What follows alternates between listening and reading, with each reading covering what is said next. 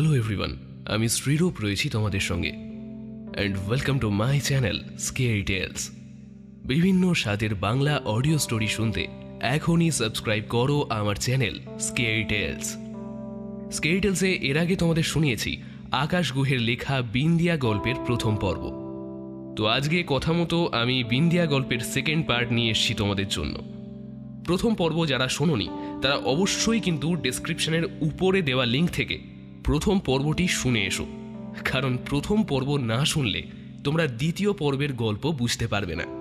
First part থেকে তোমাদের জন্য যে কুইজটা রেখেছিলাম অনেকে সেখানে সঠিক উত্তর দিয়েছো। তাদের নামগুলো আমি গল্পের শেষের শাউট আউট সেগমেন্টে মেনশন করেছি। অনেকের নাম হয়তো নিতে পারিনি, তার কারণ তোমরা আনসারের পাশে তোমাদের নাম মেনশন করোনি। তোমরা যদি নিজেদের নামটা না লেখো তাহলে কি করে আমি তোমাদের নামটা নেব? সো প্লিজ তোমরা আনসার লিখে তার পাশে তোমাদের নামগুলো একটু মেনশন করে দাও। আর আমার সাথে যদি কথা বলতে চাও তাহলে চলে এসো আমার ইনস্টাগ্রামে। আমার Insta ID voice of Shrirup স্ক্রিনে দেওয়া রয়েছে, এছাড়া ডেসক্রিপশনের উপরেও দেওয়া আছে। সো সেখান থেকে সবাই চটপট আমার ইনস্টাগ্রামে চলে এসো। এছাড়া তোমাদের স্কেয়ারি টেলসের যে সমস্ত আপকামিং প্রজেক্টস আসতে চলেছে সেগুলির বিষয়ে আমি নিজে তোমাদের আপডেটস দেওয়ার জন্য একটা হোয়াটসঅ্যাপ চ্যানেল বানিয়েছি। সো তোমরা সবাই আমার হোয়াটসঅ্যাপ চ্যানেলটাও জয়েন করে নাও। স্কেয়ারি টেলসের আজকের গল্পটা তোমরা কে কোথা থেকে শুনছো অবশ্যই কিন্তু আমায় প্রত্যেকে কমেন্ট করে নিচে জানাও। তাহলে আর ইন্ট্রোটাকে বেশি বড় করছি না, শুরু করছি স্কেয়ারি টেলসের আজকের গল্প আকাশ গুহের লেখা বিন্দিয়া দ্বিতীয় পর্ব। তাহলে চলো শুরু করা যাক আজকের গল্প।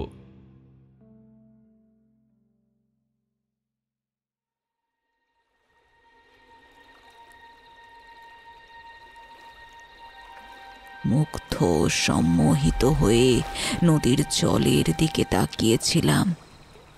কদম আমার কোনোই ধরে টান মারে। এই গিরি গিরি, চলে আয় এখান থেকে, মাসি টের পেলে আর রক্ষে থাকবে না। আমার ওখান থেকে নড়তে একদম ইচ্ছে করছিল না। ইচ্ছে হচ্ছিল ওখানে দাঁড়িয়ে থাকতে। এরপর মাসি কি করে সেটা দেখতে ভীষণ ইচ্ছে হচ্ছিল। বিরক্ত হয়ে বললাম, মাসি কি করে জানবে? সে কি আমাদের দেখতে পাচ্ছে? ওই ভরা পূর্ণিমাতেও কদমের মুখে সাঁঝের আধার ঘনিয়ে এসেছিল।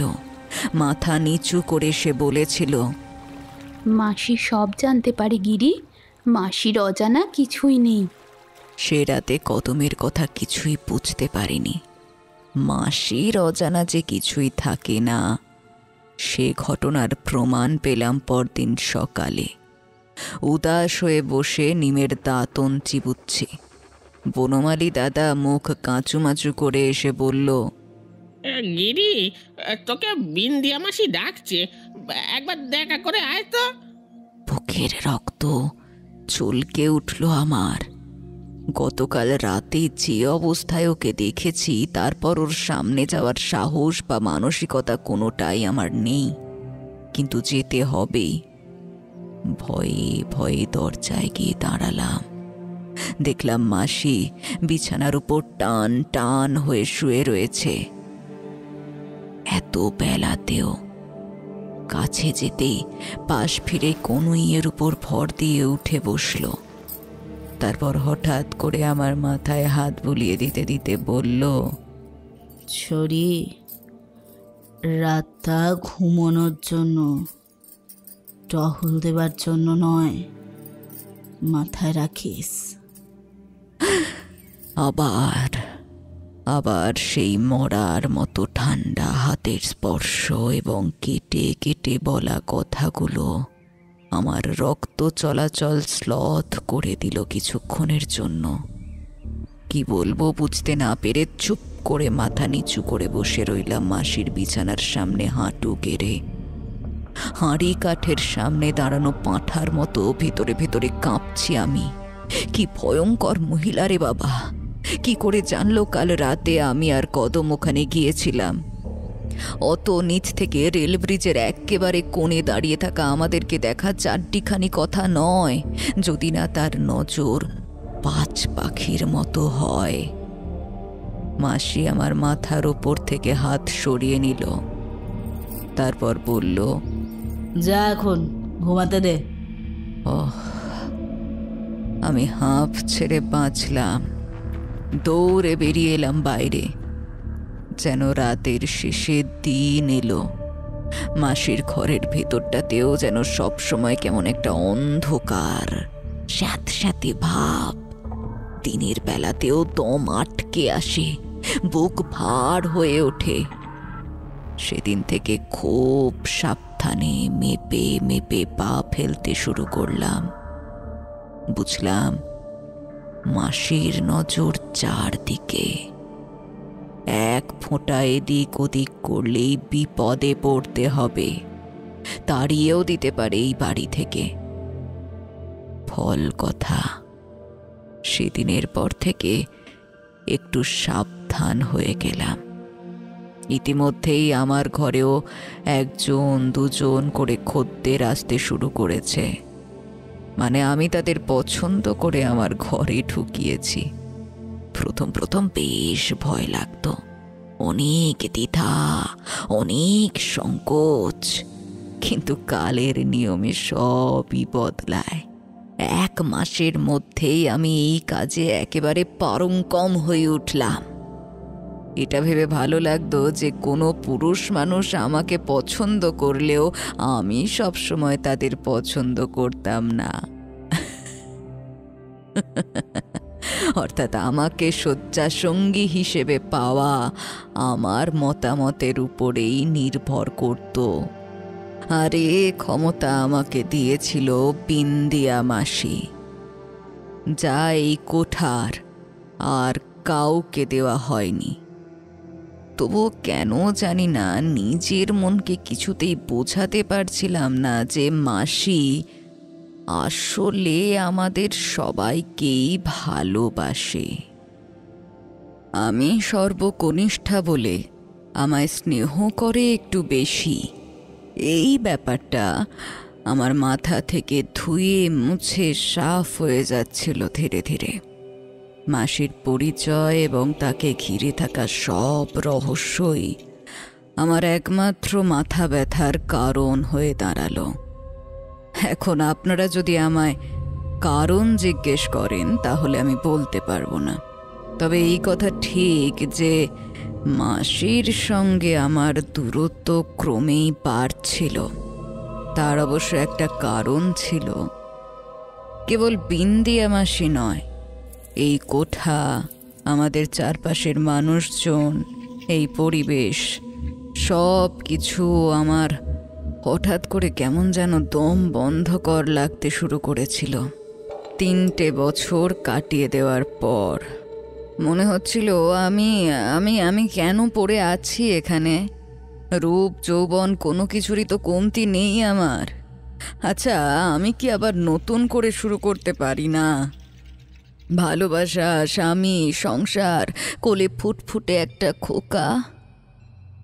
আমার বাবা মশাই আমাকে এত পড়াশোনা শেখালেন পতিতাবৃত্তি করার জন্য।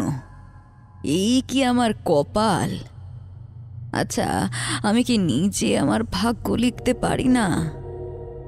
বিন্দিয়া মাসির কোঠায় একটা দিন এক বছরের মতো মনে হতে লাগলো আমার। কারণ আমার মন ততদিনে খুঁজে নিয়েছিল এই সব কিছু ছেড়ে মুক্তি পাবার এক নতুন ঠিকানা, যার নাম নবীন চন্দ্র, আমার নবীন বাবু।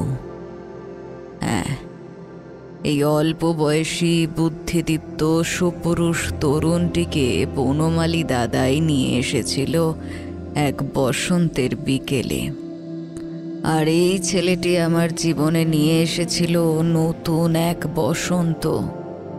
এত মেয়ের মাঝে তিনি আমাকেই পছন্দ করেছিলেন। সত্যি কথা বলতে, প্রথম দেখাতেই আমারও ভীষণ পছন্দ হয়ে গিয়েছিল নবীনবাবুকে। না করার প্রশ্নই ওঠে না।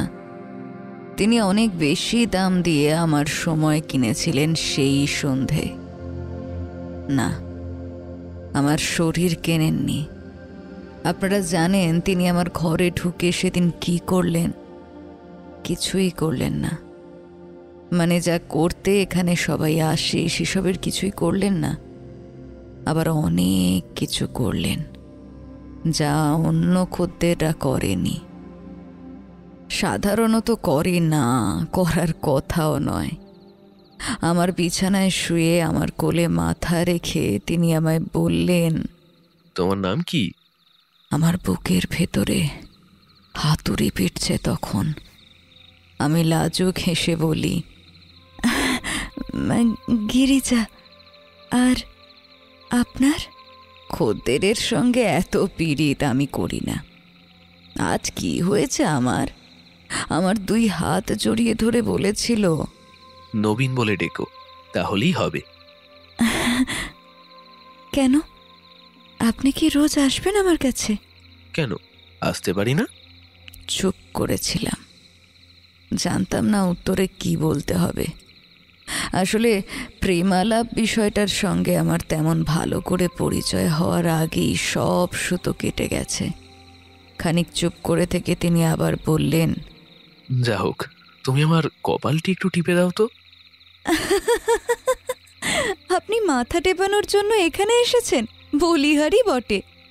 একটুও না ভেবে উত্তর দিয়েছিলেন, আমি সময় কাটাতে এসেছি, কিভাবে কাটাবো সে তো আমি বুঝবো। তোমায় যা বলেছি তুমি তাই করো। মেয়ে মানুষ পুরুষের কিসে মুগ্ধ হয়? রূপে? ভুল ধারণা। সে মুগ্ধ হয় পুরুষের গুণে, ব্যবহারে, বীরত্বে, উপস্থিত বুদ্ধিতে আর বাগ্মিতায়। কোনো খদ্দেরের সাথে আমি এত মনের কথা আগে কখনো ভাগ করে নিইনি। সেই সন্ধ্যায় যতটুকু সময় নবীনবাবুর সঙ্গে ছিলাম তার মধ্যে বুঝে নিয়েছিলাম এই মানুষটি বয়সের যুবা হলেও তিনি একজন প্রাপ্তমনস্ক মানুষ, একজন প্রাপ্তমনস্ক পুরুষ। যেমন পুরুষ মানুষের ছবি একজন ছাপোষা মেয়ে মানুষ তার কল্পনার তুলি দিয়ে আঁকে, তেমন পুরুষ মানুষ। কথায় কথায় জেনেছিলাম নবীনবাবুর পিতামাতা গত হয়েছেন তার ছোটবেলাতেই। বড় দাদার কাছে মানুষ, তিনি কোলে পিঠে মানুষ করেছেন তাকে। কিন্তু বড় দাদার বিয়ের পরে নবীনবাবুর জীবনটা গিয়েছে একেবারে বদলে। বড় বৌঠান মোটেই সহ্য করতে পারেন না বাপ মা মরা এই ঠাকুরপটিকে। নবীনবাবু থাকেন কাছেই, জায়গার নাম ধরে নিই চাঁদিপুর, সেইখানে। বড় দাদার সংসারে বোঝা হয়ে থাকবেন না বলে চটক দিঘিতে এসে তেলের কলে কাজ নিয়েছেন। একা একা থাকেন, সময় কাটতে চায় না মোটেই, তাই এখানে পদার্পণ। সাহস করে জিজ্ঞেস করেছিলাম, সময় কাটাতে এই খারাপ জায়গায় এলেন কেন? আপনার কোনো বন্ধু বান্ধব নেই? নবীনবাবুর বুদ্ধিদীপ্ত উত্তরে পুনরায় মুগ্ধ হয়েছিলাম। তিনি বলেছিলেন, বন্ধু বান্ধবদের সঙ্গে বাজে নেশা করার চেয়ে মানুষের সঙ্গে গল্প করার নেশা ঢের ভালো। এখানে সবাই যে উদ্দেশ্যে আসে, আমি তো আর সেই উদ্দেশ্যে আসিনি। অনেক রাতের দিকে নবীনবাবু চলে গিয়েছিলেন। যাওয়ার আগে আমার মনের পাথুরে মরুভূমির জমিনে এক আকাশ বৃষ্টি ঢেলে দিয়ে গিয়েছিলেন, তা তিনি নিজেও জানতেন না। প্রেম, প্রেম বড় সর্বনাশা জিনিস। তবু মানুষ বারবার সেই সর্বনাশের দিকেই ঝাঁপ দেয়, ঠিক যেমনই ডানাওয়ালা পোকা আগুনের পানে যায়। বিয়ের পরে আমার স্বামী নৃপেন্দ্রনাথের প্রতি যেটুকু ভালোবাসার মুকুল অঙ্কুরিত হয়েছিল আমার মনে, সেই চারা গাছের গোড়ায় কাম লালসার তীব্র বিষ ঢেলে তাকে মেরে ফেলেছিল আমার দেওর। এতদিন পরে দ্বিতীয়বারের জন্য আমি ভালোবাসা নামক জ্বরে আক্রান্ত হলাম নিজের অজান্তেই। ব্যাস, তারপর থেকে আমার ঘরে নবীনবাবুর যাতায়াত লেগেই থাকত। খুব মন্থর গতিতে হলেও দুজনের মনের কাছাকাছি এসে পড়েছিলাম। ততদিনে নবীনবাবু একটি বারের জন্যেও আমার শরীর খারাপভাবে স্পর্শ করেননি। আমার ঘরে অন্য সব খদ্দেরদের আসা বন্ধ হলো। বনমালী দাদা যাকেই নিয়ে আসে, সে যতই সুদর্শন হোক না কেন, তাকে আমার আর পছন্দ হয় না। আরে বাবা, হবে কি করে? আমার মনের সবখানি জায়গা জুড়ে তখন নবীন বাবু। তিনি সকলের চেয়ে আলাদা, সকলের চেয়ে। লুকিয়ে লুকিয়ে কখনো আমার জন্য নিয়ে আসেন আমার পছন্দের মিষ্টি পান্তুয়া কিংবা দামি কবরী বন্ধন, আবার কখনো বা একজোড়া নূপুর। মেয়ে মানুষকে খুশি করতে পুরুষদের কেন এত বেগ পেতে হয় কে জানে। মেয়েরা যে চিরকাল অল্পতেই খুশি, এই কথা সিংহভাগ পুরুষেরাই কেন বোঝে না কে জানে। নবীনবাবু বড় অল্প সময়ের মধ্যে আমার মন জিতে নিয়েছেন। আমার সারাটা দিন এখন কাটে তার অপেক্ষায়। সন্ধে হলে কখন তিনি আসবেন, ঘন্টার পর ঘন্টা সুখ দুঃখের গল্প হবে ঘরের দৌড় বন্ধ করে। তিনি কড়া করে খয়ের লেপে জর্দা দিয়ে ঝাল পাতার পান খেতে ভালোবাসেন, কুচো সুপারি ভরে। তার জন্য ওইটুকুই করতে পারলে আমার মনের আনাচে কানাচে আনন্দ ভরে ওঠে বর্ষার দিঘির মতো। মন দিয়ে সময় নিয়ে সে পান সাজিয়ে আমি তাঁর জন্য। স্বাভাবিকভাবেই আমার সখীদের এসব চোখ এড়ায় না। একদিন সন্ধে চুপচাপ দাওয়ায় বসে আছি। সেদিন নবীনবাবু আসেননি। গৌতমী কদমকে সাথে নিয়ে চারপাশে কাউকে না দেখে দৌড়ে এসে আমার দাওয়ায় উঠল। ধপ করে আমার পাশে বসে পড়ে গৌতমী সুর করে জিজ্ঞেস করল, এই মাগি মাগি, তোর ব্যাপারখানা কি রে? নতুন বাবুটাকে নিয়ে ঘুরছিস দেখছি। তাই না তাই, আমাদেরকে তো এখন পাত্তাও দেয় না। সারাদিন ঘরের মধ্যে দরজা বন্ধ করে শুধু নবীনবাবু আর নবীনবাবু। কত রঙ্গ! হ্যাঁ রে, তোকে তো আগে কখনো দেখিনি কোনো খদ্দেরকে এত যত্ন করে পান সেজে খাওয়াতে। দুজনের কথার খোঁচায় ভীষণ রাগ হলো আমার। আমি আমার পছন্দের বাবুটিকে সামান্য পানও সেজে খাওয়াতে পারবো না? বারে, কদমকে আমার বলার মতো কিছুই নেই। গৌতমীকে শুনিয়ে দিয়েছিলাম আচ্ছা করে। ওর কানের কাছে ফিসফিসিয়ে বললাম, তুই আর বেশি কথা বলিস না বুঝলি? তুই যে তোর ওই শহুরে বাবুটা, কি যেন নাম, কিশোরীলাল, ওর সাথে যে ঢলাঢলি করছিস বড়, তা কি আমি জানি না ভেবেছিস? সপ্তাহে একবার হলেও তার এখানে আসা চাই চাই। তোর ব্যাপারখানা বল দেখি আগে। গৌতমের মুখটা সঙ্গে সঙ্গে শুকিয়ে কিসমিসের মতন হয়ে গেল। সে বলল, এই দেখ গিরি, উনি শুধু আমার বাবুই হন। তোদের কাউকেও পছন্দ হয়নি বলে তাই তিনি আমার ঘরে আসেন। আমি এখন কি করি বলতো? কোনো আশ নেই আমার ওনার সাথে। তাহলে আমারও নবীনবাবুর সাথে কোনো ব্যাপার নেই? খবরদার আর ওসব অকথা কুকথা শোধবি না। বিরক্ত হয়ে উঠে পড়ি। ও মা, মাগির কি দেমাগ গো! গালে হাত দিয়ে আমার দিকে তাকিয়ে থাকে কদম। হ্যাঁ রে, তোর ওই নবীনবাবু কি জাদু জানে না কি রে? তোকে তো একেবারে গুণ করে ফেলেছে। উফ কদম, তুইও যা তো এখন এখান থেকে, ভালো লাগছে না আমার। এই বলে দৌড়ে গিয়ে ঘরে দৌড় দিই আমি। হিংসুটে মগের দল সব। এক বেশ্যার সুখ আর এক বেশ্যার সহ্য হবে কেন? সবাইকে তো কোর ব্যাং হয়ে থাকতে হবে। কুয়ো থেকে বের হতে চাইলেই সবাই মিলে পা ধরে নামিয়ে দেবে। বুঝলাম, হয়তো আমার আর নবীনবাবুর মধ্যে যে সম্পর্ক গড়ে উঠছে ধীরে ধীরে, তার কোনো ভবিষ্যৎ নেই। এইটাই আমার জীবন, এভাবেই বাঁচতে হবে আমাদের। প্রেম, ভালোবাসা, স্বামী, সংসার, সন্তান এসব আমাদের জন্য নয়। তাছাড়াও আমি হয়তো নিজেই বোকার মতো নবীনবাবুকে নিয়ে এত এত স্বপ্ন দেখছি। তার মনে কি আমার জন্য আদৌ কোনো অনুভূতি আছে, নাকি সত্যিই তিনি শুধু এখানে সময় কাটাতেই আসেন? মনটা বড্ড ভারী হতে লাগলো। সেদিন নবীনবাবু আর এলেন না। তার পরের দিনও এলেন না।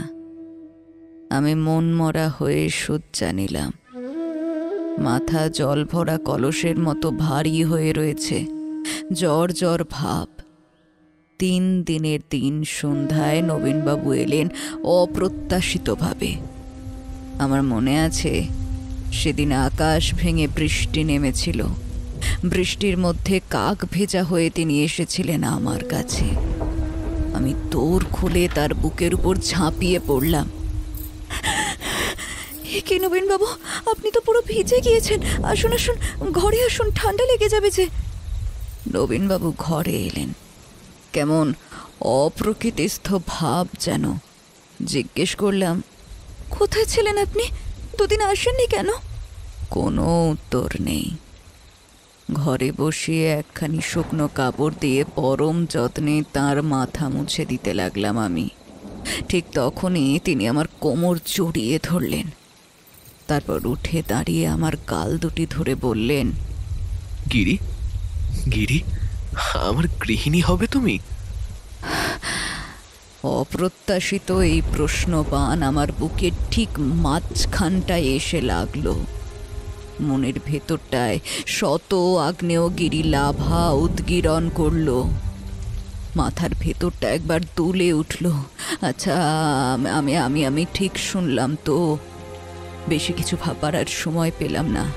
এই কথাটাই কি আমি শোনার জন্য এত তীরবিদ্ধ পাখির মতো ছটফট করে মরছিলাম? মুখ থেকে বেরিয়েই গেল, কিন্তু কিভাবে? নবীনবাবু ব্যাকুল হয়ে আমায় জড়িয়ে ধরলেন। কিভাবে? সবাই যেমন ভাবে বিয়ে করে সংসারী হয় সেভাবে? চোখ ফেটে জল এলো আমার। অনেক কিছু বলতে চাইলাম, কিন্তু নবীনবাবুকে জড়িয়ে ধরে সম্পূর্ণ অন্য কথা বললাম। কিন্তু আমাদের আর সংসার, সমাজ কি বলবে আপনাকে? এভাবে হয় না নবীনবাবু। কিন্তু কেন নয় গিরি? আরো শক্ত করে জড়িয়ে ধরলেন নবীনবাবু আমায়। তার বাহু বন্ধনে আমি ক্রমশই সাপের মুখে পড়া ব্যাঙের মতো দুর্বল হয়ে যাচ্ছি। তোমার কি মনে হয় আমি সমাজকে তোয়াক্কা করি? আর আমার তো পরিবার বলে কিছু নেই। পারবে না আমার সঙ্গে থাকতে? নিজেকে ছাড়িয়ে নিয়ে দূরে দূরে সরে যাই আমি। অভাগীর কপালে এত সুখ যদি না হয়। ভয়ে বুক দুরু দুরু করে আমার। কাঁপা কণ্ঠে বলি, এখানে এখানে কেউ মেনে নেবে না আমাদের সম্পর্ক। বিন্দিয়া মাসি শুনলে রাগ করবে, গায়েও হাত তুলতে পারে। তুমি আমার সঙ্গে পালাবে না গিরি? পারবে না এইটুকু আমার জন্য করতে, আমাদের দুজনের জন্য? নবীনবাবুর কণ্ঠে মিনতি ঝরে পড়ছে। কাল বৈশাখীর রাতে একাকী কোনো মন্দিরের গর্ভগৃহে জ্বলতে থাকা কম্পমান প্রদীপের শিখার মতো আমার সমস্ত শরীর কাঁপছে থরথর করে। পালিয়ে যাব। যে বিন্দিয়া মাসি আমায় গাছতলা থেকে তুলে এনে 3 বছর আশ্রয় দিল, নেকড়েদের থাবা থেকে আগলে রাখলো, তার আশ্রয় ছেড়ে তার মুখে চুনকালি লেপে পালিয়ে যাব? কিন্তু মন বলছে নবীনবাবুর সঙ্গে পালিয়ে যাই। শুরু করি নতুন করে সব কিছু, যেমনটা স্বপ্ন দেখেছিলাম। তারপর বিন্দিয়া মাসির এই সমস্ত ভৌতিক ব্যাপার স্যাপার। এমনি আমার কেমন অস্বস্তি লাগে আজকাল মাসিকে দেখলে। মন আর মাথার দ্বন্দ্ব শুরু হয়ে গেল আমার মধ্যে। বিছানার উপর বসে পড়লাম আমি। নবীনবাবুকে বললাম, আমাকে আমাকে কয়েকটা দিন সময় দিন বাবু। আমার পক্ষে এখনই সিদ্ধান্ত নেওয়া সম্ভব না। নবীনবাবু আমার কাছে এগিয়ে এলেন, আমার সামনে হাঁটু গেড়ে বসে পড়লেন। বললেন, আমি কিন্তু অপেক্ষা করতে পারবো না। আমি তোমায় ভালোবাসি গিরি। তোমায় নিয়ে আমি অনেক স্বপ্ন দেখেছি। আমার আশা ভঙ্গ করো না লক্ষ্মীটি। এই প্রথম আমার ঠোঁটে ঠোঁট রাখলেন নবীনবাবু। আমি কেন কে জানে তাকে বাধা দিতে পারলাম না। বৃষ্টিতে ভিজে নবীনবাবুর শরীরের প্রতিটি পেশি দৃঢ়ভাবে আটকে গেছে তার পোশাকের সঙ্গে।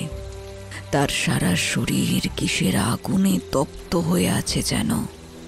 তার কামাতুর রক্তাভ চোখ দুটির দিকে তাকাতেই আমার সারা শরীর শিথিল হয়ে সমর্পিত হলো তার কাছে। উদ্দামের মতো আমার সারা শরীরে অবাধ্য বিচরণ করে বেড়াচ্ছেন নবীনবাবু। আমি তখন খাঁচায় আটকে পড়া এক অবাধ্য বন্য জন্তু যেন। শরীর মন কিছুই বাঁধ মানল না আর। বাইরে ঝমঝমিয়ে বৃষ্টি পড়ছে। জানালা দিয়ে আসা ভিজে হাওয়ার ঝাপটা বিছানায় দুটি কাম ক্রিয়ায় মত্ত শরীরকে ভিজিয়ে দিচ্ছে ক্ষণে ক্ষণে। আহা, সে সুখের তুলনা হয় না। সেই মুহূর্তে দাঁড়িয়ে মনে হলো পৃথিবীর সবচেয়ে সুখী নারী আমি। নবীনবাবুকে সেদিন আমার ঘরে কেউ ঢুকতে দেখেনি। তিনি বিদায়ও নিলেন চুপি চুপি গা ঢাকা দিয়ে। যাওয়ার সময় তাকে বললাম, নবীনবাবু, একটা কথা বলি, কিছু মনে করবেন না। এখন আর ঘন ঘন আসবেন না, 1 সপ্তাহ পরে আসবেন আবার, কেমন? এখানে সবাই আমাকে সন্দেহ করছে। আমি চাই না আপনার আমার সম্পর্কে কোনো ফাটল ধরুক। নবীনবাবু বিদায় নিলেন। আমি পড়লাম এক মহা ফাঁপড়ে। কি করি, কোন দিকে যাই, এই ভাবনায় আমার দিন রাত একাকার হয়ে যায়। একদিকে বিবেকবোধ, অপরদিকে নিজের স্বার্থ, নিজের সুখ। কোনটাকে বেছে নিই আমি? মনের এমন দোটানার সময় এ বাড়িতে এমন রক্ত জল করে দেওয়া এক ঘটনা ঘটল, যাতে আমার এই দ্বন্দ্ব ঘুচে গেল খুব সহজেই। 3-4 দিনের পরের কথা। একদিন খুব ভোরে সদর দরজা খুলে বনমালী দাদা চমকে উঠল। দরজার বাইরে একজন মানুষ পড়ে রয়েছে। একটি মেয়ে, প্রায় আমারই বয়সী বা আমার থেকে একটু বড় হবে। বনমালী দাদা প্রথমে ভাবল বোধহয় সে মরেই গিয়েছে। চিৎকার করে আমাদের সকলকে ডাকলো, কিন্তু এত মানুষের হট্টগোলে সে মেয়ে চোখ মেলে চাইল। দেখে তো ভদ্র বাড়ির বউ বলে মনে হচ্ছে, তার উপর পোয়াতি। এই অবস্থায় কোন অমানুষ কোঠার দরজায় একে বসিয়ে দিয়ে চলে গেল? চোখ মেলে সে কোনো রকমে বলতে পারল, জল, একটু জল,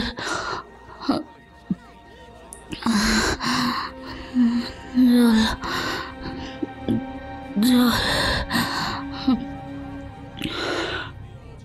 ধরাধরি করে তাকে বাড়ির ভেতরে নিয়ে আসা হলো। জ্যোৎস্নাদির ঘরে রাখা হলো তাকে। সেই রাতটা সে আর কোনো কথা বলতে পারল না। প্রবল জ্বরে প্রলাপ বকল খালি।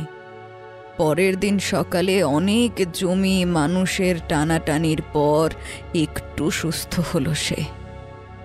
সন্ধ্যের দিকে অনেকটা সুস্থ হয়ে উঠল সে আমাদের সকলের যত্ন আর দিতে। তখন তার মুখ থেকে জানা গেল আসল কথা। তখন সন্ধে গড়িয়ে রাত হয়েছে। জ্যোৎস্নাদির ঘরে আমি, কদম, গৌতমী, দুর্গাদি, বনমালী দাদা আর 2 ঠাম্মা সকলে বসে রয়েছি। খাটের ওপর আধশোয়া হয়ে বসে আছে মেয়েটা। বুধো ঠাম্মা মেয়েটির মাথায় হাত বুলিয়ে জিজ্ঞেস করল, মেয়ে, এখন একটু ভালো লাগছে তোর? হ্যাঁ, বেশ বেশ। আরে, কি হয়েছিল তোর?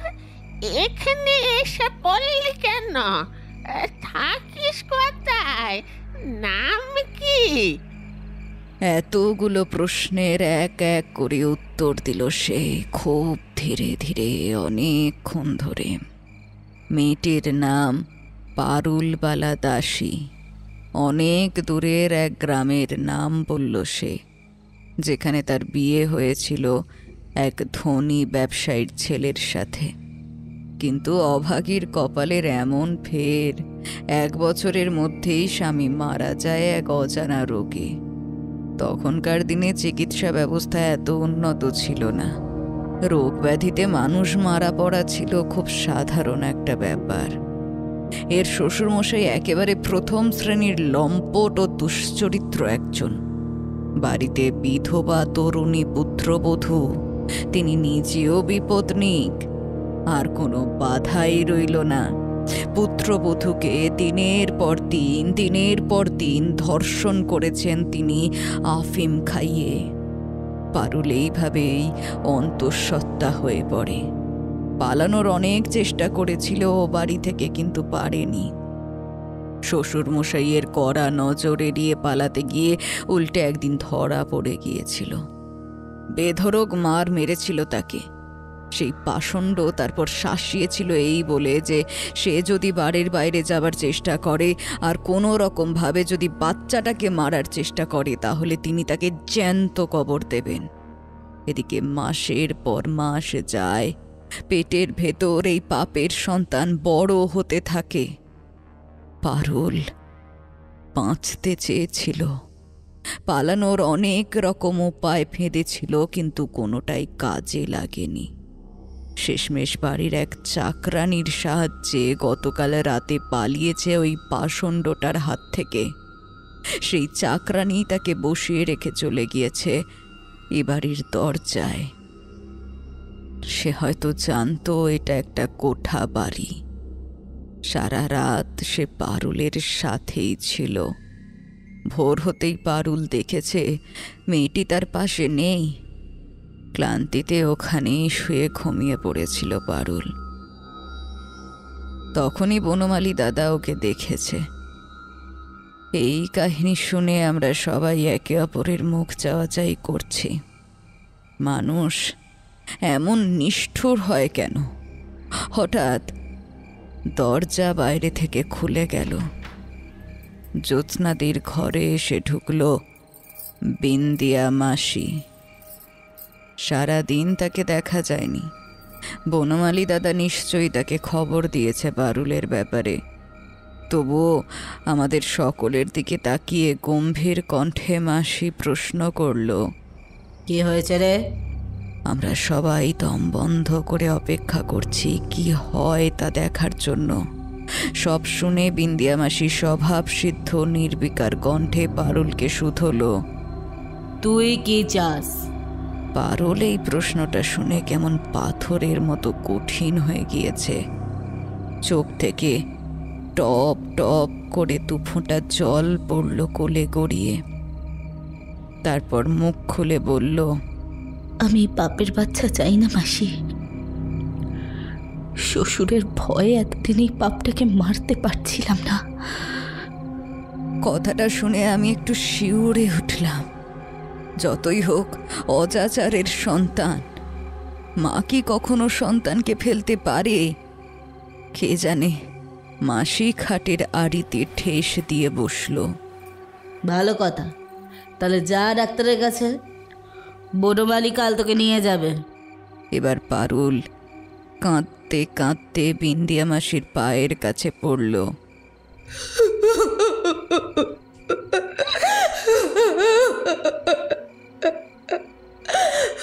মাসি, মাসি আমি হাসপাতালে যাও না, ডাক্তারের কাছে যাও না, আমি যাও না।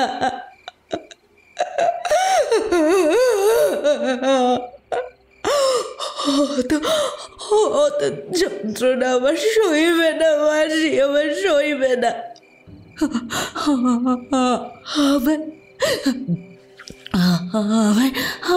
আমার শরীরে মনে এমনই অনেক যন্ত্রণা মাসি, অনেক যন্ত্রণা।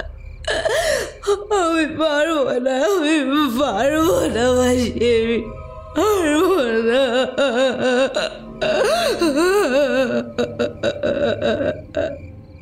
আপনাদের মনে করিয়ে দিই যে সময়কার কথা আমি বলছি সেই সময় গর্ভপাত খুব একটা সহজ ব্যাপার ছিল না, আর সে ব্যবস্থাও ছিল যথেষ্ট পীড়াদায়ক। অনেকক্ষণ মাসির পা জড়িয়ে ধরে কাঁদল পারুল। বরফ গলল কিনা বুঝতে পারলাম না, কিন্তু খানিক পরে বিন্দিয়া মাসি পারুলকে তুলে দাঁড় করালো। তারপর আবার জিজ্ঞেস করলো, কমাস হয়েছে?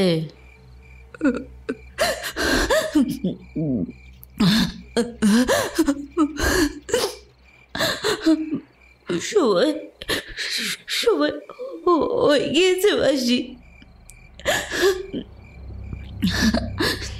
যে কোনো সময় ব্যথা হতে পারে। তারপর হঠাৎ একটা অদ্ভুত কাণ্ড করলো মাসি। নিজের ডান হাতটা উল্টো রাখলো পারুলের পেটের ওপর। আমরা সবাই অবাক হয়ে মাসির মুখের দিকে তাকিয়ে, মাসির গলার স্বর কেমন যেন বদলে গেল অদ্ভুতভাবে। পারুলের চোখে চোখ রেখে বলল, চিন্তা করিস না, সব ঠিক হয়ে যাবে, সব ঠিক হয়ে যাবে। এই বলতে বলতে পারুলের ফুলে ওঠা পেটটার দিকে কেমন অদ্ভুতভাবে তাকিয়ে রইল মাসি। আমার মনটা কেমন একটা অদ্ভুত অস্বস্তিতে ভরে উঠছে। আমাদের সকলের চোখের সামনে হঠাৎ ঘরে রাখা দুটো লণ্ঠন ভয়ঙ্করভাবে কাঁপতে শুরু করলো। নিভে যায় আর কি। ঘরে হাওয়া নেই, বাতাস নেই। সকলেই দেখতে পেল মাসির চুলগুলো কেমন যেন হাওয়ায় উঠছে শন শন করে। পারুল ভয়ে এইটুকুন হয়ে গিয়েছে, কিন্তু মাসির হাতের নাগালের বাইরে বেরিয়ে যাবার সাহস তার হচ্ছে না। সহসা আমার চোখ পড়ল বিন্দিয়া মাসির চোখের দিকে। এ কি, আমি আমি আমি ঠিক দেখছি, মাসির চোখে সাদা অংশ বলতে কিছুই নেই।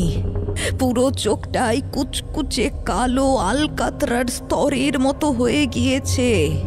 নিভু নিভু আলোয় কালো স্ফটিকের মতো চকচক করছে সেই চোখ। মুখটা কেমন বদলে গিয়েছে মাসির। আমার পাশে বসা কদমকে ভয়ে ভয়ে কনুই দিয়ে ঠেলা মারলাম। কদম আমার মুখ চেপে ধরল। ওর চোখের দিকে তাকালাম।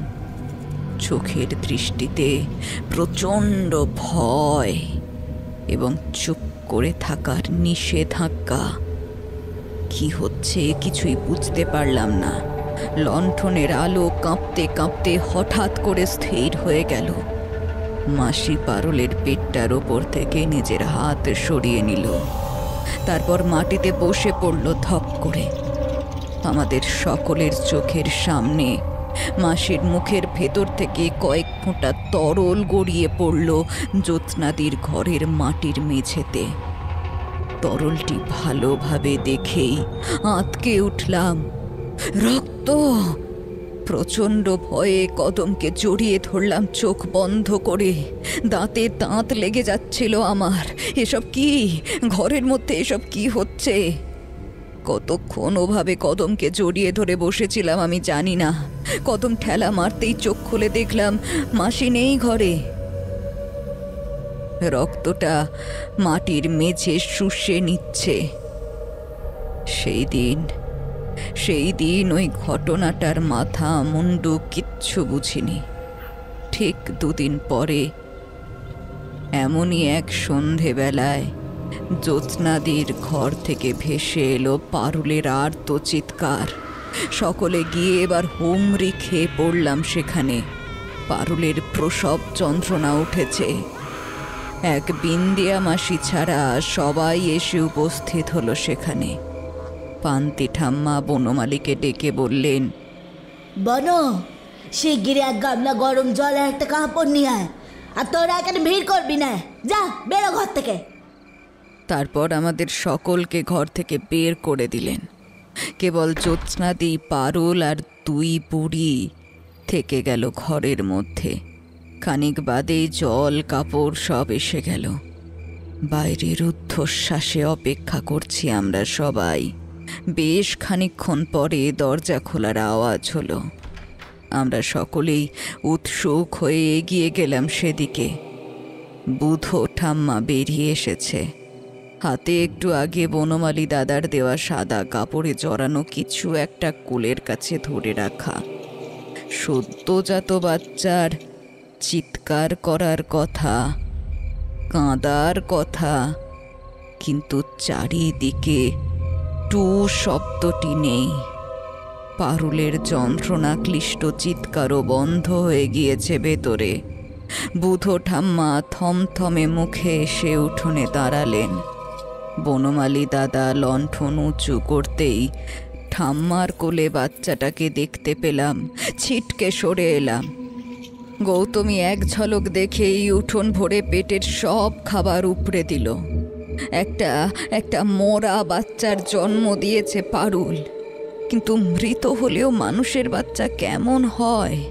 একটা স্বাভাবিক সদ্যজাত বাচ্চার মতোই, শুধু দেহটা থাকে নিথর।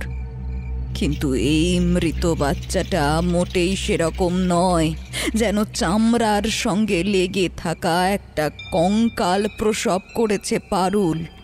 শরীরটা ঠাঁটা পড়া, রোদে শুকিয়ে যাওয়া কোনো এক ফলের মতো। দেহের সমস্ত রক্ত কেউ যেন শুষে নিয়েছে বাচ্চাটার, পড়ে আছে শুধু ছিপড়েটা। আমি জানি কে এই কাজ করেছে। বিন্দিয়া মাসি। আমাদের সকলের চোখের সামনে সেদিন পারুলের পেটের উপর হাত রেখে বাচ্চাটার দেহের সমস্ত রক্ত মাংস চুষে খেয়েছে ডাইনিটা।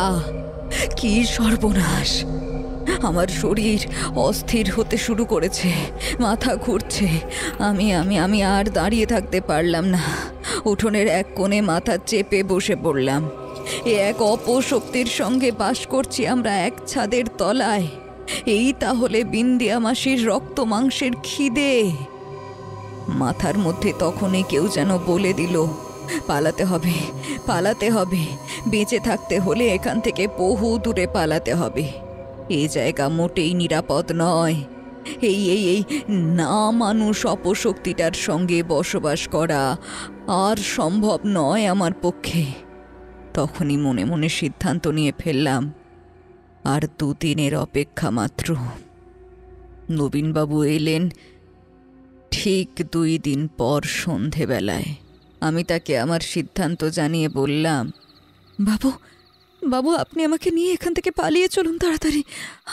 আমি এখানে আর থাকতে পারছি না। তিনি বোধহয় এতটাও আশা করেননি যে আমি এত তাড়াতাড়ি তার সঙ্গে পালিয়ে যাওয়ার জন্য রাজি হয়ে যাব। ফলতই তিনি প্রথমে খুব অবাক হলেন। তারপর আমায় জিজ্ঞেস করলেন, তুমি একদম নিশ্চিত গিরি? তুমি মানসিকভাবে সম্পূর্ণ প্রস্তুত? আমি আর নিজের উত্তেজনা দমন করে রাখতে পারি না। নবীনবাবুকে শক্ত করে আঁকড়ে ধরে বলি, হ্যাঁ, আমি সম্পূর্ণভাবে প্রস্তুত। আমি এখানে আর একটি দিনও থাকতে চাই না। আপনি পারলে আমায় আজই নিয়ে চলুন এখান থেকে। নবীনবাবু আমার মাথায় হাত রাখলেন। ছলছলে চোখে আমি তাকিয়ে থাকলাম তার দিকে। বললাম, আমি দুর্বিষহ এই জীবনটা থেকে মুক্তি চাই নবীনবাবু। আমার ভালো লাগে না প্রতিদিন সন্ধেবেলায় নতুন নতুন পুরুষদের মনোরঞ্জন করতে। আমি একজনকে চাই যে আমাকে নিয়ে থাকবে, আমি তাকে নিয়ে থাকবো, ব্যাস এইটুকুই। এমন জীবন তো আমি চাইনি নবীনবাবু। আমার ভাগ্য পরিস্থিতি আমায় এখানে এনে দাঁড় করিয়ে দিয়েছে। আমি এক প্রকার বন্দিনী। শুধুমাত্র আপনি পারেন আমাকে মুক্তি দিতে নবীনবাবু। নবীনবাবু আমার কপালে আলতো করে একটা চুম্বন আঁকলেন। তারপর বললেন, শান্ত হও গিরি। পালাবো বললেই তো আর পালানো যায় না। একটি দিন সময় দাও আমায়। এখান থেকে পালিয়ে এই এলাকায় থাকলে কিন্তু হবে না, অনেক দূর যেতে হবে। আগামীকাল ভোর রাত্রে আমি তোমায় নিতে আসব, তুমি জেগে থেকো। নবীনবাবু সেদিনকার মতো বেরিয়ে গেলেন কিছুক্ষণের মধ্যেই। আমার মনে তখন 1000 প্রজাপতি উঠছে। শেষমেশ এই কোঠা ছেড়ে, বিন্দিয়া ডাইনির কবল ছেড়ে, এই একঘেয়ে জীবন ছেড়ে আমি পা রাখবো বাইরের পৃথিবীতে, আমার পছন্দের পুরুষের হাত ধরে সসম্মানে তার স্ত্রীর মর্যাদায়। সেই সঙ্গে খানিক উদ্বিগ্ন হলাম এই ভেবে, যদি পালিয়ে যাওয়ার সময় ধরা পড়ে যাই, কিংবা পালিয়ে যাওয়ার পর বিন্দিয়া মাসি জানতে পারে, তার যা ক্ষমতা, যদি আমাদের খুঁজে বের করে, তখন পরদিন গোটা বেলা যে আমার কিভাবে কাটলো কেবল আমি জানি আর ভগবান জানেন। আমার ভেতরে চিন্তায় তোলপাড় হয়ে যাচ্ছে, অথচ বাইরে প্রতিদিনের মতোই যেন কিছুই হয়নি এমন অভিনয় করে যেতে হলো। কাউকে টেরটি অবধি পেতে দিলাম না যে আমার মনে মনে কি রয়েছে। খারাপ যে একেবারে লাগেনি তা নয়। জ্যোৎস্নাদি আমাকে মায়ের মতন আগলে রেখেছেন এই 3টি বছর। কাল থেকে আর তার হাতে মাখা ভাত আমি পাবো না। নিজের চুল নিজেই বাঁধতে হবে। পান্তি আর বুধো ঠাম্মা আর গল্প পড়ে বিকেলবেলায় শোনাবেন না। গৌতমী আর কদমের সাথে নিজের মায়ের পেটের বোনের মতো থেকেছি মিলেমিশে। গলার কাছে একটা কান্না দলা পাকিয়ে আসতে চাইল বারবার, কিন্তু বহিঃপ্রকাশ ঘটালাম না। মনকে এই বুঝিয়ে সান্ত্বনা দিলাম যে কিছু পেতে গেলে কিছু ছাড়তে হয়। এই পৃথিবীর এটাই ধ্রুব সত্য। আয় রে নারীর অবোধ মন, একটু ভালোবাসা পেলেই চোখে ঠুলি পড়ে নেয়, অন্ধের মতো বিশ্বাস করে, তার চরণে একেবারে নিজের জীবন সমর্পণ করে দেয়। তখনও যদি জানতাম কি বিপদে পড়তে যাচ্ছি। আসলে কপালে যা লেখা থাকে তা হবেই, তা খণ্ডানোর ক্ষমতা আমাদের কারোর নেই। আমার সাথেও তাই হলো। সন্ধ্যের পর থেকে রুদ্ধশ্বাসে অপেক্ষা করছি গভীর রাতের জন্য। লণ্ঠন নিভিয়ে খুটখুটে অন্ধকারে বসে আছি বিছানার উপর। লণ্ঠন জ্বালিয়ে রাখলে পাছে কেউ যদি সন্দেহ করে। ঘুমে চোখ ঢলে আসে, তবু সোজা হয়ে বসি। এই বুঝি নবীনবাবু জানলার ধারে এসে ডাকলেন আমায়। শেষমেশ ঘুমিয়েই পড়লাম, তবে ঘুমটা বড্ড কাঁচা ছিল। নবীনবাবু জানলার ধারে এসে ফিস ফিসিয়ে কয়েকবার ডাকতেই ঘুমটা ভেঙে উঠে বসলাম। তল্পি তল্পা গোছানোই ছিল। নবীনবাবু সদর দরজার বাইরে আমার জন্য অপেক্ষা করছেন। প্রাণটা হাতে করে কোনো রকমে উঠোন টপকে খুব সাবধানে সদর দরজার আগাল খুলে বাইরে বেরিয়ে এলাম। মুক্তির আস্বাদ। পা টিপে টিপে নবীনবাবুর কাছে গিয়ে বললাম, চলুন চলুন তাড়াতাড়ি, ভাগ্যিস কেউ দেখেনি। খানিক দূরেই গরুর গাড়ি দাঁড় করানো ছিল, তাতে চেপে এলাম নদীর ঘাটে। খেয়া ঘাটের মাঝিরাও বিন্দিয়া মাসিকে চেনে। তার কোঠার মেয়ে ভিন গাঁয়ের পুরুষ মানুষের সঙ্গে ভোরবেলায় নদী পারাপার করছে জানলে অনর্থ হয়ে যাবে। তাই অন্ধকারেই রেল ব্রিজের ওপর দিয়ে হেঁটে পার হলাম নদী। ততক্ষণে ভোর হয়েছে। ওপারে পৌঁছে ট্রেনে চাপলাম। আমি এত দূরের রাস্তা চিনতাম না। পার বেলার সময় এক সম্পূর্ণ অচেনা স্টেশনে আমরা নামলাম। মিঠো পথ বেয়ে অনেকখানি রাস্তা হেঁটে ক্লান্ত অবসন্ন শরীরে পৌঁছালাম মাঠের মাঝখানে এক ভাঙাচোরা দোতলা বাড়ির সামনে। গোরা সাহেবদের নীলকুঠি যেমন হতো, এ বাড়ির ধাঁচ অনেকটা তেমন। হয়তো পুরনো নীলকুঠিই ছিল। এমন ভাঙাচোরা আগাছায় ছেয়ে ফেলা বাড়িটা দেখে একটুও ভক্তি হলো না ঢুকতে। তখন সূর্য মাথার ওপরে, চারিদিকে একটা জনমানুষের দেখা নেই। নবীনবাবুকে মুখ কাঁচুমাচু করে বললাম, আপনি আপনি এখানে থাকেন? নবীনবাবু হো হো করে হেসে নিলেন খানিকক্ষণ, তারপর বললেন, ধুর পাগলি, এখানে থাকতে যাব কেন? আমার গ্রাম আরো দূরে, আমাদের কদিন গা ঢাকা দিয়ে থাকতে হবে। তোমার মাসি যদি লোক পাঠিয়ে খোঁজ করে চতুর্দিকে, এখানে আমাদের কেউ টিকির খবর পাবে না। এসো, রোদে দাঁড়িয়ে থাকলে কিন্তু শরীর খারাপ করবে। ভেতরে এসো। অনিচ্ছা সত্ত্বেও ঢুকলাম বাড়িটার মধ্যে। দরজা জানলা ভেঙে পড়েছে। কড়ি কাঠের ওপর পায়রা বুলবুলি চড়াই বসে রয়েছে সার দিয়ে।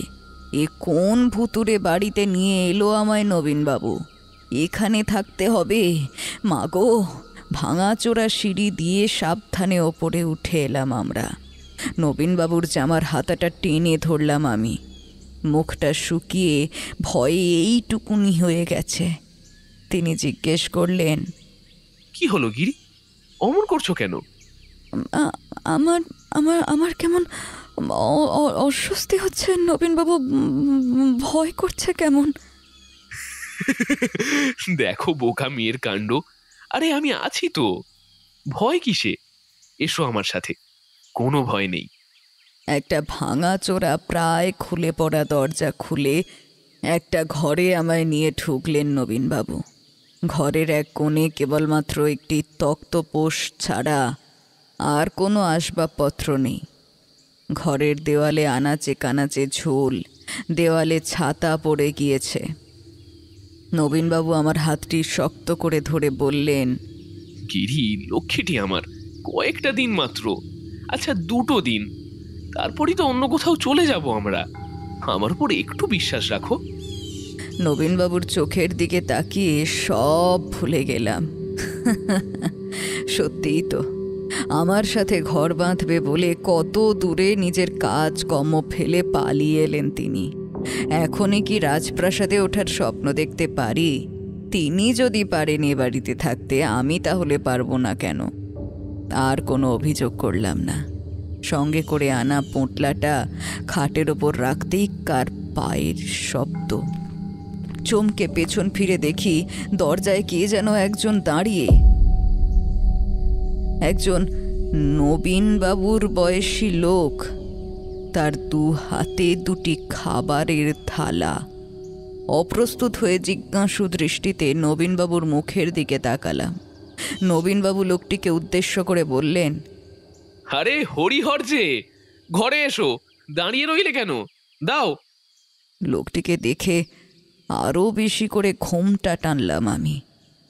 হ্যাঁ, আমি জানি আমি কোঠা বাড়ির মেয়ে। আমার লাজ সরম অত বেশি থাকার কথা নয় বাইরের পুরুষদের সামনে, কিন্তু এখন তো এই সহবতগুলো আমায় শিখতে হবে। লোকটা খাবার তক্তপোষের ওপর নামিয়ে রেখে চলে গেল। আমি সঙ্গে সঙ্গে নবীনবাবুকে প্রশ্ন করলাম, এ কি, এই বাড়িতে আরও লোক আছে? ওমা, থাকবে না? আমরা দুজনে থাকবো, রান্না বান্না হবে কি? বাজার কে করবে? এই 2 জন চাকর আছে কেবল।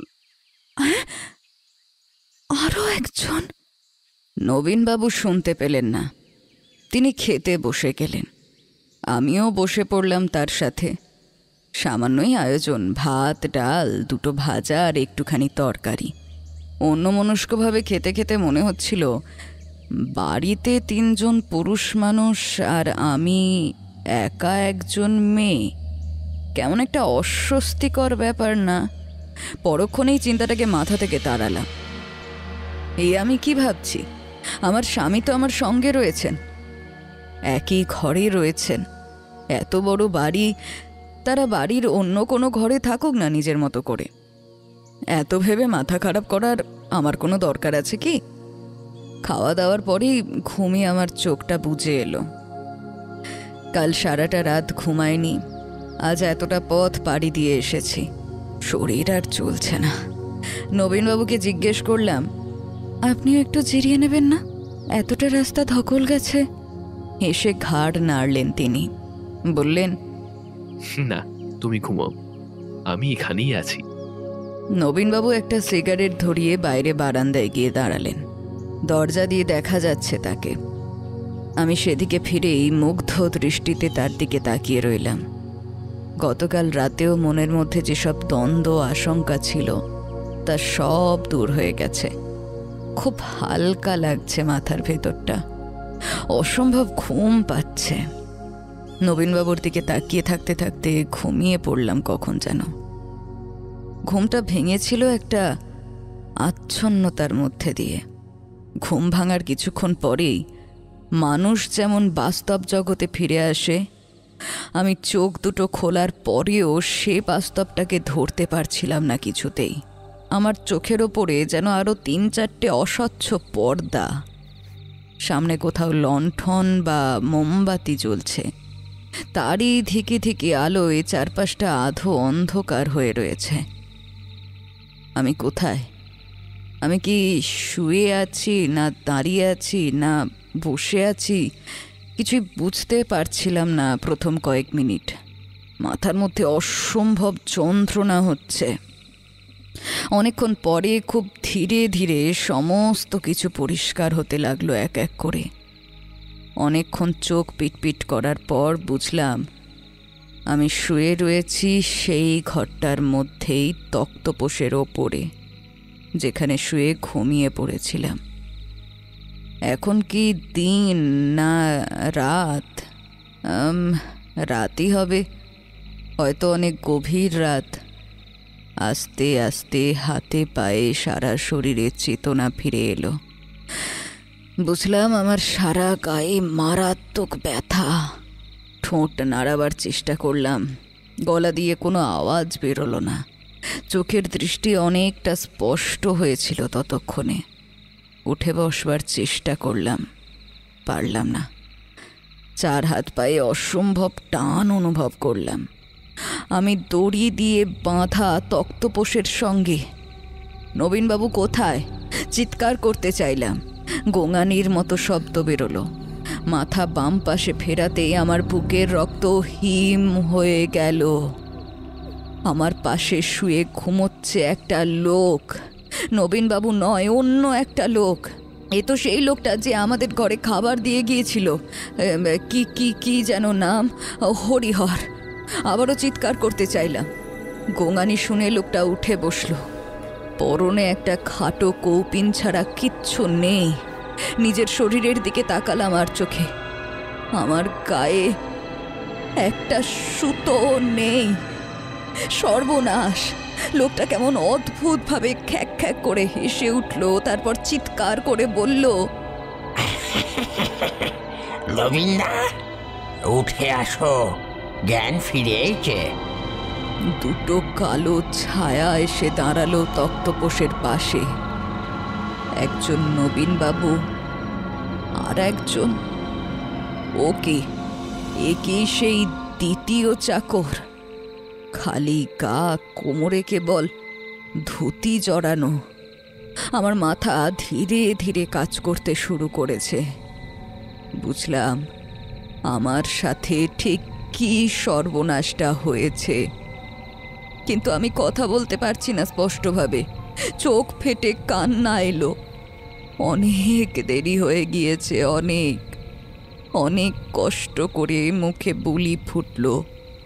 অস্পষ্ট উচ্চারণে আড়ষ্ট জড়িয়ে যাওয়া জিভে বললাম, কেন কেন করলেন আমার সাথে এরকম? আমি আমি তো আপনাকে বিশ্বাস করেছিলাম। নবীনবাবু ঝুঁকে আমার মুখের সামনে এলেন। তার মুখটা কুৎসিত কোনো জানোয়ারের মতো লাগছে দেখতে। এ আমার চেনা নবীনবাবু নয়, কিংবা আমি চিনতে ভুল করেছি প্রেমিক নবীনবাবুর আড়ালে লুকিয়ে থাকা এই শয়তানটাকে। 32 পাটি দন্ত বিকশিত করে ফিসফিসিয়ে তিনি বললেন, কেন করেছো বিশ্বাস? আমি তোমায় বিশ্বাস করতে বলেছিলাম। বিশ্বাস করে আমার সঙ্গে এতদূর এলে, বিশ্বাস করে ঘুমের ওষুধ মেশানো খাবারটা খেলে। তোমার বিশ্বাসের জন্যই না এত কিছু হলো। আসলে কি জানো তো গিরি, বিশ্বাদের না অত স্বপ্ন দেখতে নেই। স্বামীর স্বপ্ন, সংসারের স্বপ্ন, সুখে থাকার স্বপ্ন এসব দেখতে নেই। আসলে কোঠাবাড়ি হলো তাদের সংসার, পতিতাবৃত্তি তাদের সুখ। এই নিয়মের বাইরে বেরোতে গেলে তার অবস্থা হয় ঠিক তোমার মতো। আমার ইচ্ছে হলো চিৎকার করে কাঁদি। বোকা মেয়ে মানুষের জাত আমরা। একবার ঠকে শিক্ষা হয় না, 10 বার ঠক্কর খেয়েও ভুল ভাঙে না। কোনো রকমে বললাম, শখ মিটেছে আপনাদের, এবার আমাকে ছেড়ে দিন, আমি চলে যাই, ছেড়ে দিন, আপনার দুটি ভাই পড়ি। ছেড়ে দেবো বলে কি আর তোমায় এত কষ্ট করে এখানে এনেছি বলো গিরি? এই যে এতগুলো দিন আমার এতটা সময় ব্যয় করলুম, আমার একটা লাভ তুলতে হবে না? তোমায় শহর কলকাতার হাড় কাটা গলিতে পৌঁছে না দেওয়া অবধি যে আমার নিস্তার নেই। অনেক মালকড়িওয়ালা পার্টি, বুঝলে? চিন্তা নেই, ওখানে সুখেই থাকবে তুমি। চটক দিঘির কোঠায় যা করতে ওখানেও তাই করবে।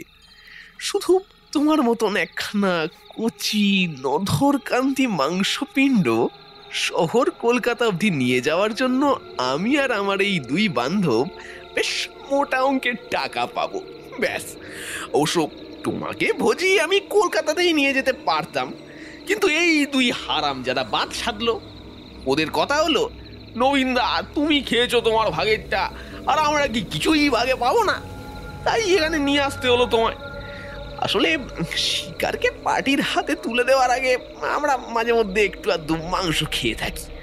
পার্টি অত খোঁজ খবর রাখতে চায় না। চিন্তা করো না গিরি, শুধু আজকের রাতটা, কাল তোমায় পার্টির হাতে তুলে দেবো। এই বেটা হরিহর, ওর একেবারে খুব তাড়া। তুমি ঘুম থেকে ওঠার আগেই সব কাজ সেরে নিয়েছে।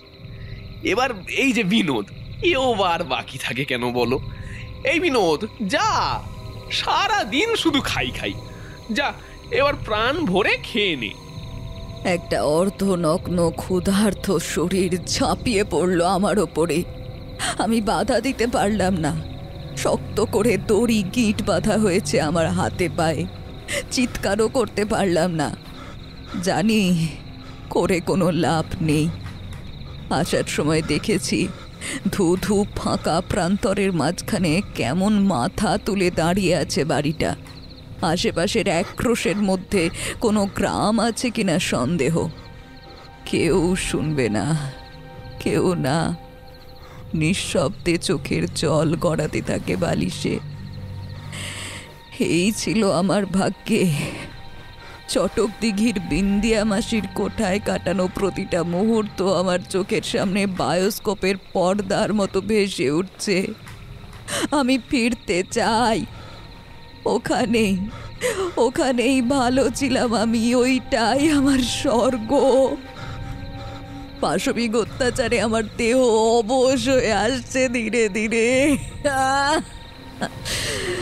কেন যে আমার জ্ঞান ফিরল কে জানে। অজ্ঞান হয়েছিলাম তাই ভালো। এই শারীরিক মানসিক নির্যাতন সহ্য করতে হচ্ছিল না, কিছুই তো টের পাইনি। হঠাৎ হঠাৎ বাড়ির ছাদে ধপ করে একটা আওয়াজ হলো, যেন অনেক ওপর থেকে কিছু একটা লাফিয়ে এসে পড়লো ছাদের ওপরে। আমার সাথে জোর জবরদস্তি করতে থাকা লোকটা থেমে গেল সেই শব্দ শুনে। কয়েক মুহূর্ত সব চুপচাপ। তারপর কোথা থেকে যেন এক ঝলক দমকা হাওয়া আছড়ে এসে পড়ল ঘরের মেঝেতে। সেখানে লণ্ঠন জ্বালিয়ে বসে তাস খেলার আয়োজন করছিল নবীনবাবু এবং হরিহর। লণ্ঠনের আলো কেঁপে গেল। ঘরের একমাত্র দরজাটা ধমাস শব্দ করে পাল্লা দুটো খুলে গেল। আমার শরীরের ওপর শুয়ে থাকা লোকটা এবং মেঝেতে বসে থাকা দুজন চমকে তাকালো সেই দিকে। আমার নেশার ধুনকি তখনও পুরোপুরি কাটেনি। পুরোপুরি স্পষ্ট দেখতে পাচ্ছি না সব কিছু, বিশেষ করে দূরের জিনিস তো নয়। দরজাটার কাছে কেউ একজন দাঁড়িয়ে আছে। লম্বা দীর্ঘদেহী একটা অবয়ব। লণ্ঠনের কাঁপা কাঁপা আলোয় কিছুই বোঝা যাচ্ছে না। এটুকু বোঝা যাচ্ছে তার পরনে রক্তবর্ণ শাড়ি। এক পা দুপা করে সে এগিয়ে আসছে ঘরের মধ্যে। নবীনবাবু এবং হরিহর লাফ দিয়ে উঠে দাঁড়ালো। শুনতে পেলাম নবীনবাবু চিৎকার করে বলছে, এই এই কে রে তুই? কোথা থেকে ঢুকলি বাড়ির মধ্যে? অবোধ শিশুর মতো ফ্যাল ফ্যাল করে তাকিয়ে রইলাম আমি সেই দিকে।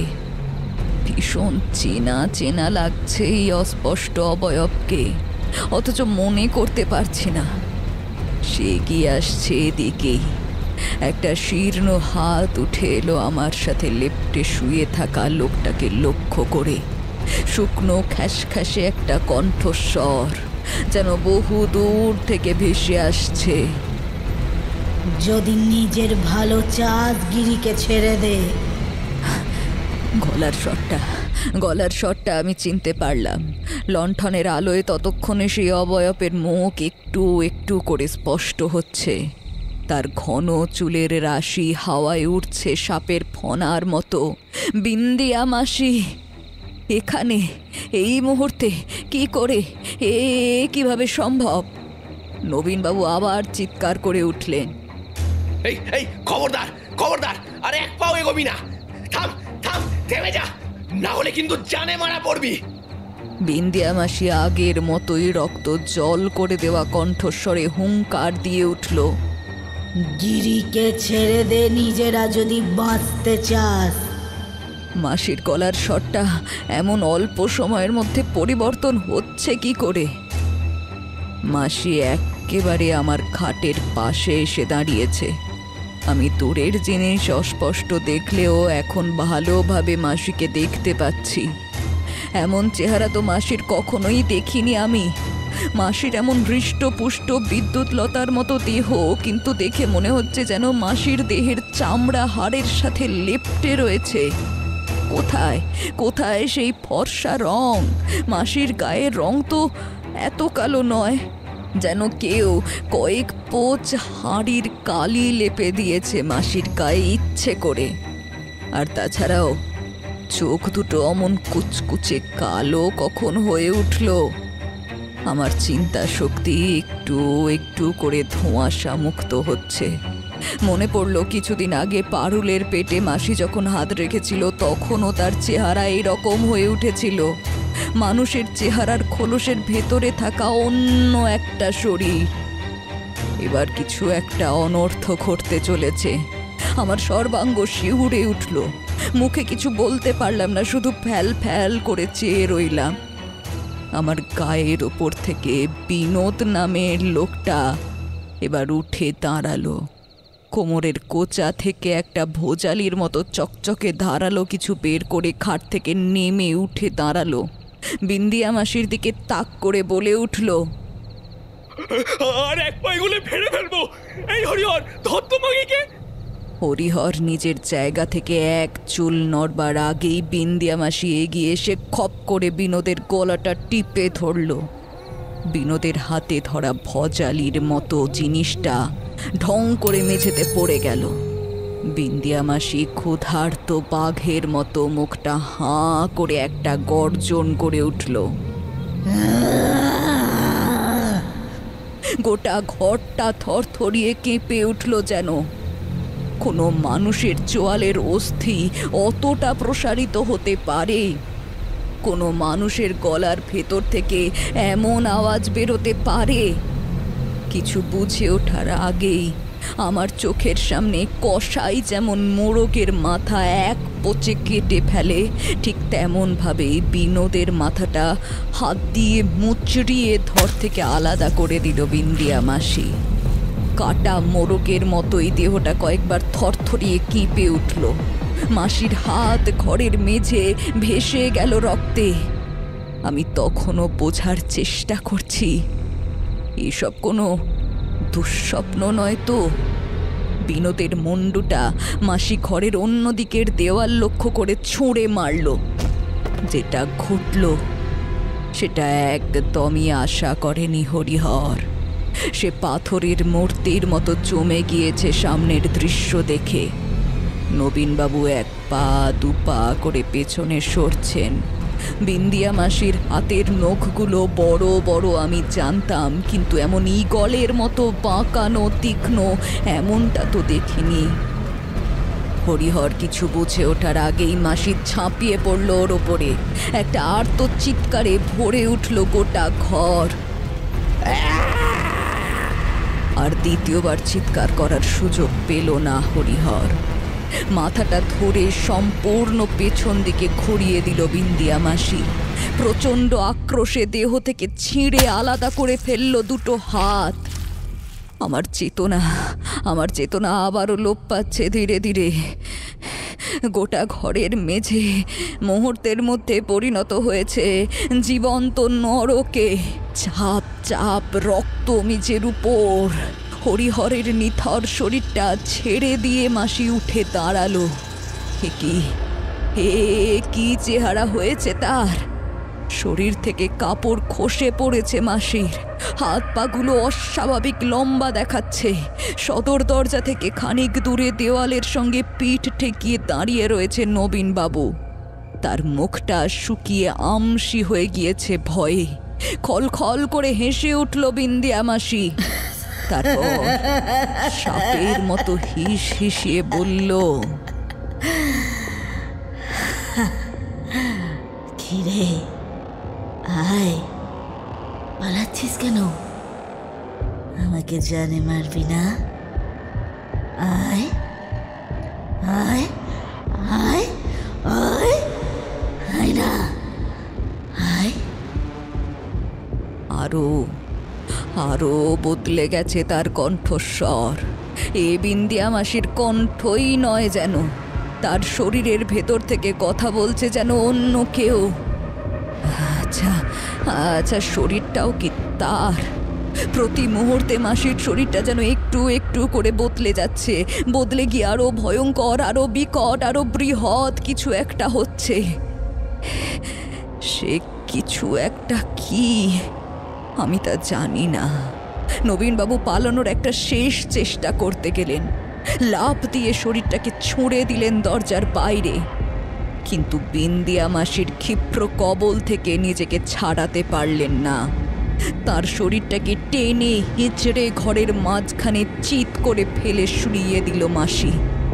তারপর তার বুকের ওপরে উঠে বসলো। আমার মাথা কাজ করছে না। আমি যেন কিছু বুঝতে পারছি না। আমি যে কোনো মুহূর্তে জ্ঞান হারাবো। চোখের দৃষ্টি ঝাপসা হয়ে আসছে। সে অবস্থাতেই শুনলাম নবীনবাবু রাগী মাস্টারের হাতে পড়া বাধ্য ছাত্রের মতো হাউ মাউ করে কাঁদছেন আর মাসিকে বলছেন, আমাকে ছেড়ে দাও, আমাকে ছেড়ে দাও, আমার কোনো দোষ নেই, আমি পেটের দায়ে এসব করি, আমাকে ছেড়ে দাও, আমি আর কখনো করবো না, আমাকে মেরো না আমাকে। নবীনবাবুর বুকের ওপরে বসে থাকা শরীরটাকে দেখে এখন আর কোনো মতেই মানুষের শরীর বলে মনে হচ্ছে না। সেটার গায়ের থেকে মানুষের ছাল চামড়া খসে পড়েছে অনেকক্ষণ আগে। শরীরের তুলনায় মাথাটা অনেকটা বড়, সম্পূর্ণ কালো। কেবল মণি সর্বস্ব 2 চোখ ঝলঝল করছে এই আধো অন্ধকারেও। বিন্দিয়া মাসির দাঁতগুলো কখন এত বড় হলো? আর তার কি কোনোদিনও সাপের মতো চেরা জিভ ছিল? কথা বলতে বলতে জিভটা সাপের মতোই লকলকিয়ে বেরিয়ে পড়ছে। বিন্দিয়া মাসি নবীনবাবুর মুখের সামনে মুখ নিয়ে গিয়ে বলে উঠল, তুই প্রথম যেদিন কোঠায় এসেছিলিস, তোকে সেদিন দেখেই বুঝেছিলাম তোর নিয়তি ঠিক নেই। তোকে বাঁচিয়ে রাখলে তুই আরো এমন অনেক মেয়ের সর্বনাশ করবি। তাই তুই মরবি, তোকে মরতে হবেই।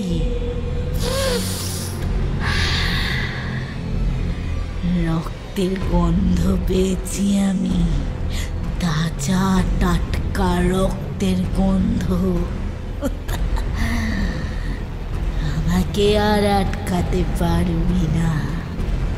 প্রায় অবশ হয়ে আসা কানে শুনতে পেলাম নবীনবাবুর মরণাপন্ন আর্তচিৎকার। আমার হৃদযন্ত্র যেন কাজ করা বন্ধ করে দিল। অজ্ঞান হয়ে পড়ার ঠিক আগের কয়েক মুহূর্তে ঝাপসা দৃষ্টিতে দেখলাম নবীনবাবুর বুকের ওপর বসে থাকা সেই বিভৎস জিনিসটা তার হুঁকের মতো পাকানো নখগুলো দিয়ে নবীনবাবুর গলা থেকে তলপেট অবধি এক টানে চিড়ে দিল।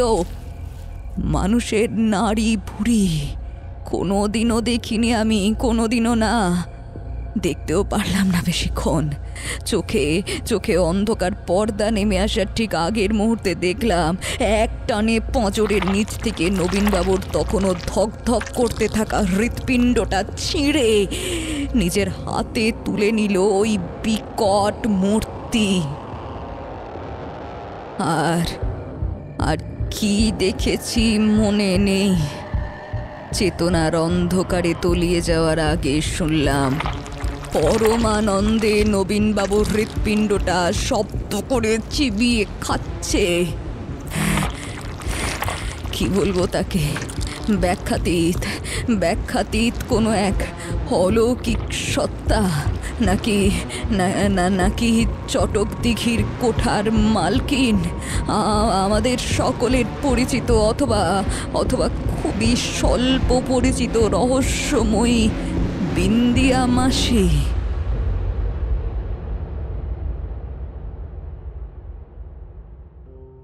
তোমরা শুনছো স্কেরি টেলসের আজকের গল্প বিন্দিয়া। গল্পটা এত দূর যদি তোমাদের ভালো লেগে থাকে তাহলে অবশ্যই ভিডিওটাকে লাইক করো, আর স্কেরি টেলসকে এখনো সাবস্ক্রাইব না করে থাকলে চটপট সাবস্ক্রাইব করে নাও। আজকের গল্প থেকে তোমাদের জন্য প্রশ্ন: গল্পকথক গিরি কাকে ভালোবেসে বিন্দিয়া মাসির কোঠা ছেড়ে পালিয়েছিল? তোমরা কমেন্ট করে তোমাদের উত্তর জানাও, এবং অবশ্যই কমেন্টে উত্তরের পাশে তোমাদের নামও মেনশন করো।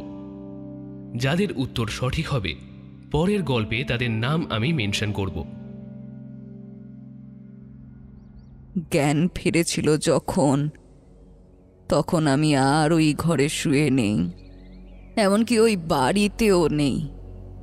আমি চোখ খুলতে ঘরটা ভীষণ চেনা চেনা লাগলো। আরে এ তো বিন্দিয়া মাসির ঘর। ধর্মর করে উঠে বসলাম আমি। আমার মাথার কাছে বসে আছে বিন্দিয়া মাসি। ঘরের জানলা দিয়ে এক ফালি আলোর বল্লম এসে পড়েছে মেঝেতে। অর্থাৎ সকাল হয়েছে। গায়ে হাত দিয়ে দেখলাম আমার গায়ে কাপড় জড়ানো। তবে কি আমি এতক্ষণ দুঃস্বপ্ন দেখছিলাম? মুহূর্তেই ভুল ভাঙলো আমার। উঠে বসতে গিয়ে বুঝলাম শরীরে মারাত্মক ব্যথা। হাতের কবজির দিকে তাকিয়ে দেখলাম দড়ির ফাঁসের লাল দাগ। কিন্তু আমি এই ঘরে এলাম কিভাবে? বিন্দিয়া মাসির দিকে তাকালাম ভয়ে ভয়ে। কত রাতের ঘটনা সব মনে আছে। এ যদি স্বপ্ন না হয় তাহলে গতকাল আমি বিন্দিয়া মাসির যে রূপ দেখেছি সেও স্বপ্ন নয়। আমি বিছানার সাথে ভয়ে সিঁটিয়ে গেলাম একেবারে। বিন্দিয়া মাসি আলতো হেসে আমার দিকে এগিয়ে এলো। এই প্রথম হাসতে দেখলাম তাকে। মাথায় হাত বুলিয়ে খুব ধীরে ধীরে, যাতে কেউ না শুনতে পায়, এমন করে বলল, কোনো ভয় নেই তোর বেটিয়া, কিচ্ছু হয়নি তোর। শুধু কাল যা দেখেছিস তা কাউকে বলবি না। দিনের আলোয় একটু হলেও মানুষের সাহস বাড়ে। এই তো ঘরের যেইটুকু আলো আসছে তাতে দেখতে পাচ্ছি মাসির ফর্সা মুখটা। কটা চোখ দুটোতে ঝরে পড়ছে উদ্বিগ্নতা। আচ্ছা, এই উদ্বিগ্নতা আমার জন্যই কি? কোথায় গতকাল রাতের সেই ভয়ঙ্কর বিভীষিকা? মাসির মুখটা কেমন স্নেহে টলটল করছে। মাসিকে আমার প্রচণ্ড ভয় পাওয়ার কথা। কাল রাতে যা দেখেছি তারপরে কিন্তু ভয় করছে না। হঠাৎ মাসির হাত দুটো জড়িয়ে ধরে হাও মাও করে কেঁদে ফেললাম।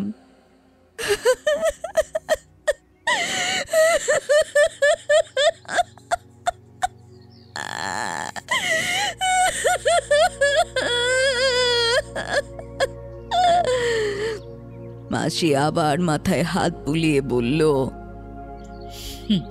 পাগল মেয়ে আমার, আর কখনো পালাস না। আমি ঠিক সময় না পৌঁছলে তোর কি হতো বলতো? চোখের জল মুছে ফোঁপাতে ফোঁপাতে মাসিকে জিজ্ঞেস করলাম, তুমি কি করে জানতে পেরেছিলেন নবীনবাবু আমায় নিয়ে ওখানে রেখেছেন? মাসির ঠোঁটের কোণে আবার একটা ছোট্ট হাসির রেখা খেলে গেল। ঠিক যেভাবে জানতে পেরেছিলাম, তুই আর কদম লুকিয়ে রাত্রের বেলায় নদীর ধারে গেছিলিস আমার স্নান করা দেখতে। লজ্জায় মাথা নামিয়ে নিলাম। আমি খুব ভালো করে জানি কিভাবে অজ্ঞান থাকা অবস্থাতেও আমি ওই ভাঙা চোরা বাড়িটা থেকে এত দূরে চটক দিঘির এই কোঠায় বিন্দিয়া মাসির ঘরে এসে পৌঁছেছি। কদম বলেছিল বিন্দিয়া মাসি সব জানে। আজ বুঝলাম বিন্দিয়া মাসি সব পারেও। মাসি থুতনি ধরে আমার মুখটা তুলে ধরল, তারপর বলল, দেখ বেটিয়া, তুই যদি চাস এখানে না থাকতে, যদি চাস বিয়ে করে সংসারী হতে, তাহলে আমাকে বল, লজ্জা করিস না। আমি নিজে তোর বিয়া দেব, কাউকে বেঁধে রাখতে চাই না আমি। মাসির মুখের কথা শুনে আমার মনটা মোচড় দিয়ে উঠল। গতকাল রাতে যার ওই বিভৎস মূর্তি দেখেছি, ওই যে যার নখের কোনায় এখনো ওই 3 পাষণ্ডর রক্ত শুকিয়ে লেগে আছে, তাকে আষ্টে পৃষ্ঠে জড়িয়ে ধরি এবার। আমি তার বুকে মাথা রেখে অঝোর নয়নে কেঁদে ফেলি।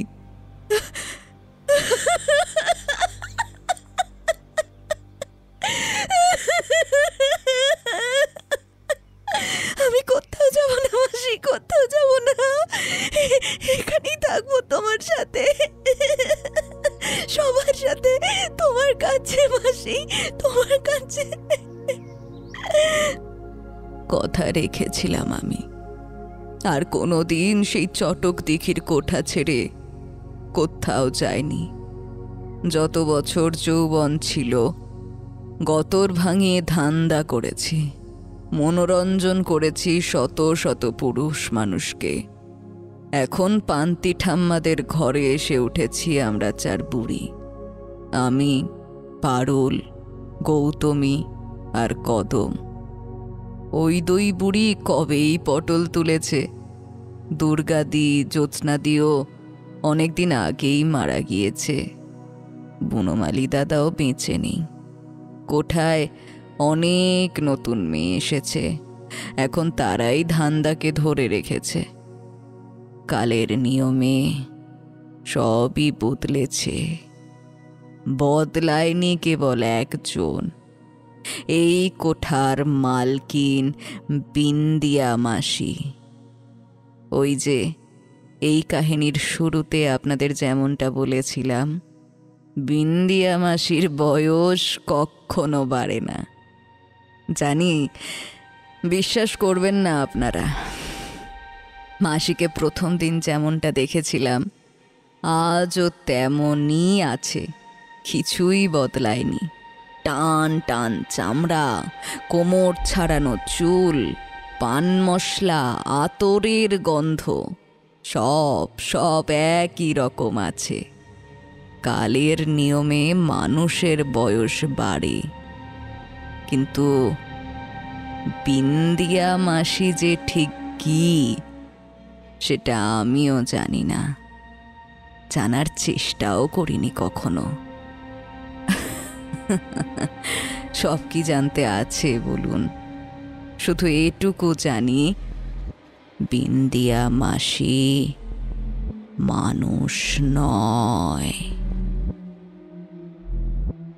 শেষ হলো স্কেরিটেলসের আজকের গল্প বিন্দিয়া, দ্বিতীয় তথা অন্তিম পর্ব।